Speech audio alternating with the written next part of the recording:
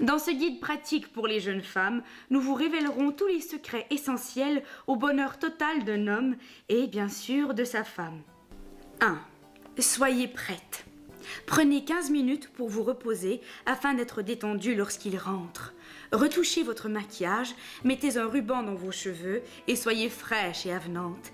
Il a passé la journée en compagnie de gens surchargés de soucis et de travail. Soyez enjouée et un peu plus intéressante que ces derniers. Sa dure journée a besoin d'être égayée. C'est un de vos devoirs de faire en sorte qu'elle le soit. 2. Pendant les mois les plus froids de l'année, il vous faudra préparer et allumer un feu dans la cheminée auprès duquel il puisse se détendre. Votre mari aura le sentiment d'avoir atteint un havre de repos et d'ordre, et cela vous rendra également heureuse. En définitive, veiller à son confort vous procurera une immense satisfaction personnelle. 3. Écoutez-le.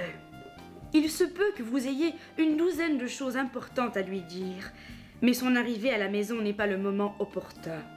Laissez-le parler d'abord. Souvenez-vous que ces sujets de conversation sont plus importants que les vôtres. Faites en sorte que la soirée lui appartienne. 4. Ne l'accueillez pas avec vos plaintes et vos problèmes. Ne vous plaignez pas s'il est en retard à la maison pour le dîner, ou même s'il reste dehors toute la nuit. Considérez cela comme mineur comparé à ce qu'il a pu endurer pendant la journée. Installez-le confortablement. Proposez-lui d'enlever ses chaussures. Ne lui posez pas de questions sur ce qu'il a fait et ne remettez jamais en cause son jugement ou son intégrité. Souvenez-vous qu'il est maître du foyer et qu'en tant que tel, il exercera toujours sa volonté avec justice et honnêteté. 5. Lorsqu'il a fini de dîner, débarrassez la table et faites rapidement la vaisselle.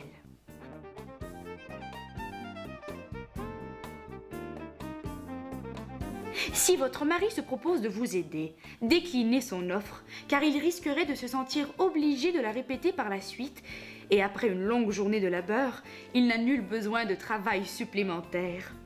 Encouragez votre mari à se livrer à ses passe-temps favoris et à se consacrer à ses centres d'intérêt. Et montrez-vous intéressé sans toutefois donner l'impression d'empiéter sur son domaine.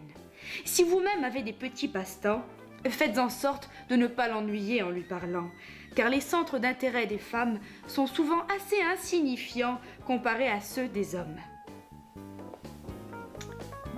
6. L'hygiène féminine est d'une grande importance. Assurez-vous d'être à votre meilleur avantage en allant vous coucher. Essayez d'avoir une apparence qui soit avenante sans être aguicheuse. Si vous devez vous appliquer de la crème pour le visage ou mettre des bigoudis, attendez son sommeil, car cela pourrait le choquer de s'endormir devant un tel spectacle. 7. Si votre mari suggère une pratique moins courante de l'accouplement, il est important de vous rappeler vos vœux de mariage et en particulier votre obligation de lui obéir.